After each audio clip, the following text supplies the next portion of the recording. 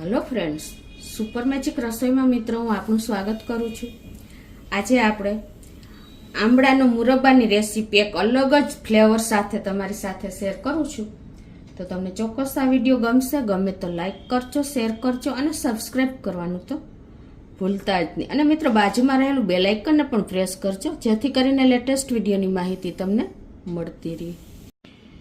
તો અત્યારે આંબળાની ફૂલ સિઝન ચાલી રહી છે મિત્રો. જેટલો બને ને એટલો આપણે આંબળાનો ઉપયોગ કરીએ છીએ ગુજરાતી લોકો. તો હંમેશા આપણે આંબળાની કેન્ડી કરીએ છીએ, જ્યુસ કરીએ છીએ, મુરબ્બો કરીએ છીએ, સુકવણી કરીને આપણે મુખવાસ પણ કરીએ છીએ.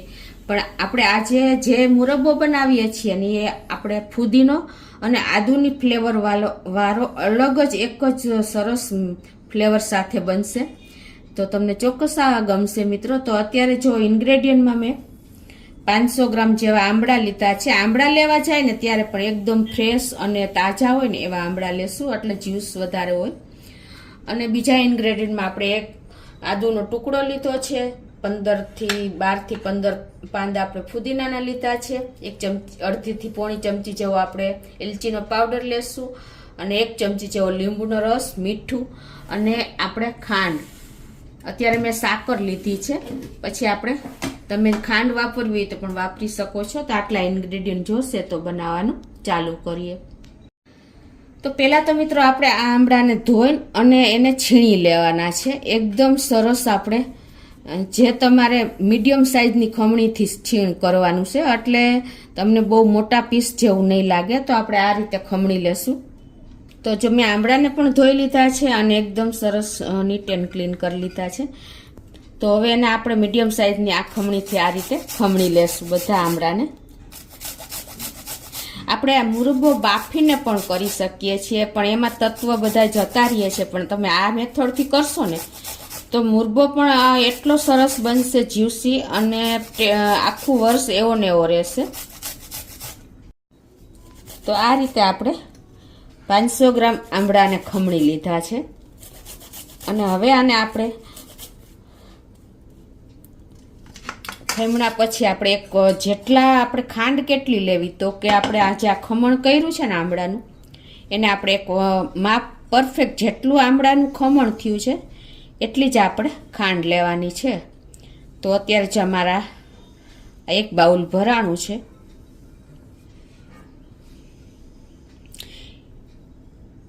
એટલી જ આપણે સામે સાકર લેશું. તમે સાકરમાં કરો તો બેસ્ટ છે.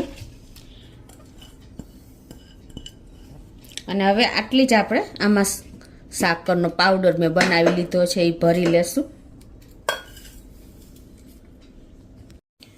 તો જેટલી આપણે મુરબ્બો થયો છે ને બાઉલમાં ભર્યો હતો ને એટલી જ આપણે સામે સાકરનો પાવડર લીધો છે મેં.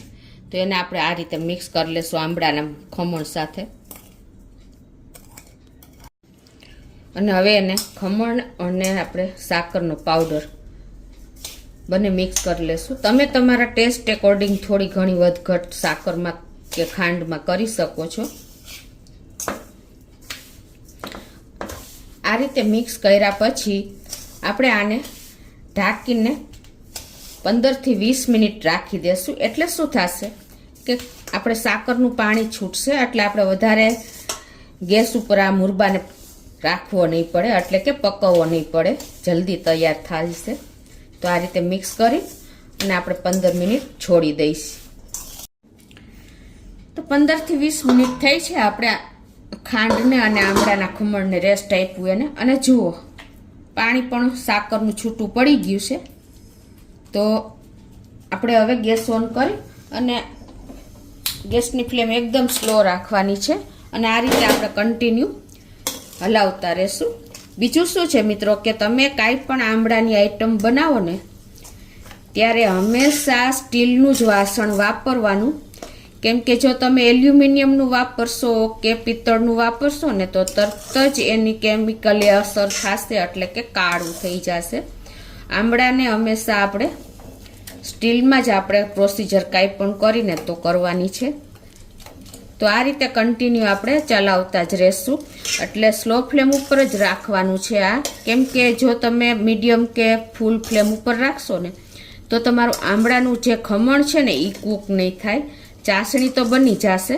આને આપણે એક તારી ચાસણી કરવાની છે, એટલે આ રીતે આપણે કન્ટિન્યુ ચલાવતા રહેશું. તો આ રીતે જો આપણે સહેજ બબલ્સ આવે છે, બહુ નહીં પણ એમ કે 3 થી 4 મિનિટ જેવું થયું છે સ્લો ફ્લેમ ઉપર. તો હવે આપણે આ ફ્લેવરફુલ આપણે આમળાનો મુરબો બનાવીએ છીએ, એટલે કે આદુ ને ફુદીનાની ફ્લેવરવાળો. તો અત્યારે આપણે એક ટુકડો આદુનો છે એને છાલ ઉતારી લીધી છે, ને આ રીતે આપણે એને ખમણીમાં ડાયરેક્ટ જ મુરબા સાથે ખમણી નાખશું. મિત્રો એક વખત ચોક્કસ આ રીતે ટ્રાય કરજો, અલગ જ ફ્લેવરનો આપણો આદુ ફુદીનાની ફ્લેવરવાળો આમળાનો મુરબો છે ને બાળકો પણ હોશે હોશે ખાશે, એટલો સરસ ટેસ્ટી બને છે.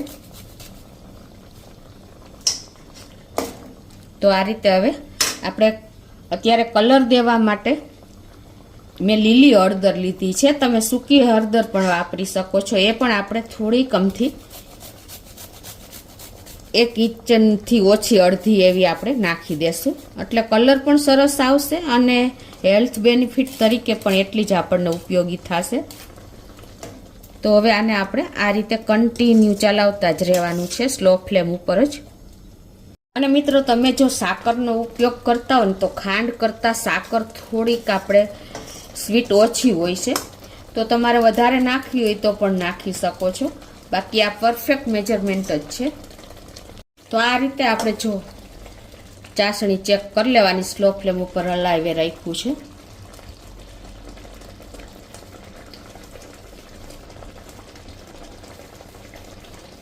હજી પૂરો એક તાર નથી થતો, થોડીક વાર આપણે ચાલુ રાખશું.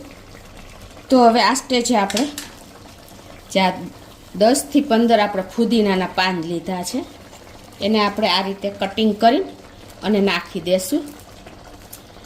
આની ફ્લેવર એકદમ સરસ લાગે છે મિત્રો, કેમ કે આંબળા અને ફુદીનાનું કોમ્બિનેશન જ એટલું સરસ છે ને.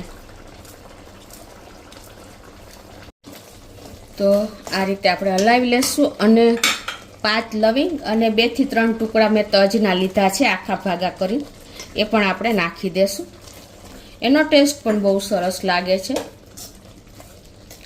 તમે બાળકોને જો લંચ બોક્સમાં આપશો ને તો પણ રોટલી સાથે, પરોઠા ભાખરી સાથે ઇઝીલી ખાઈ લેશે. આ રીતે જો હવે આપણે ચાસણી પણ ચેક કરી લઈએ.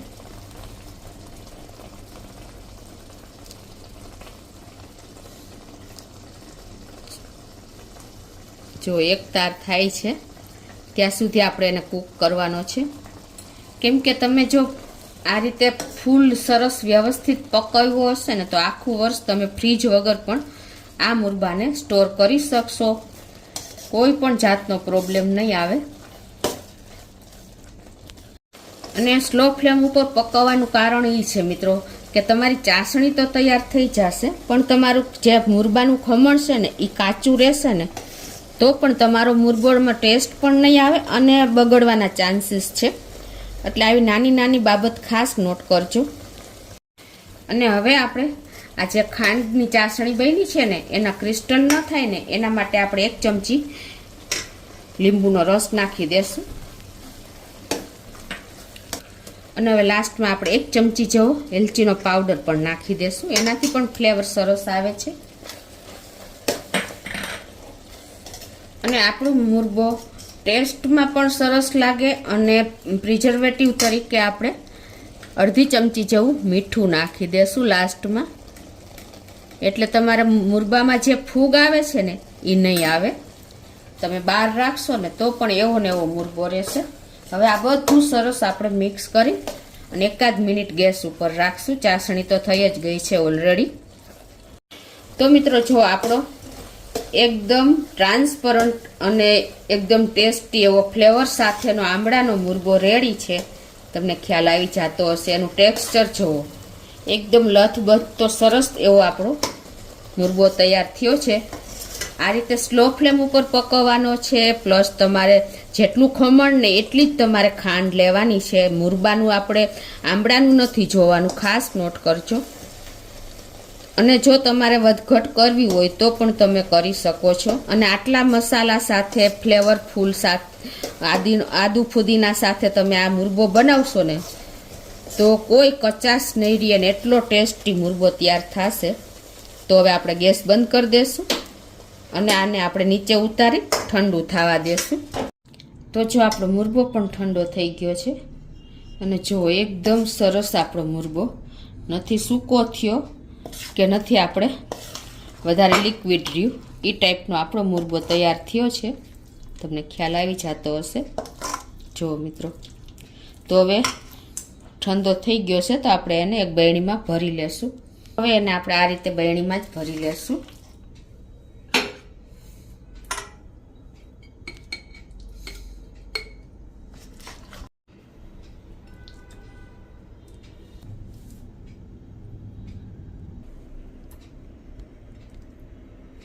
તો મિત્રો આપણું ફ્લેવર સાથેનો આંબળાનો મુરબો રેડી છે. તમે આ મેથડથી અને આ રીતથી બનાવશો ને તો ચોક્કસ અને એન્ડ સુધી આવો ને આવો રહેશે અને બાળકોથી વડીલો બધા હોશે ખાશે, એટલો ફ્લેવરફુલ બન્યો છે મિત્રો. તો તમને ચોક્કસ આ વિડીયો ગમશે મિત્રો. ગમે તો લાઈક કરજો, શેર કરજો અને સબસ્ક્રાઈબ કરવાનું તો ભૂલતા જ નહીં.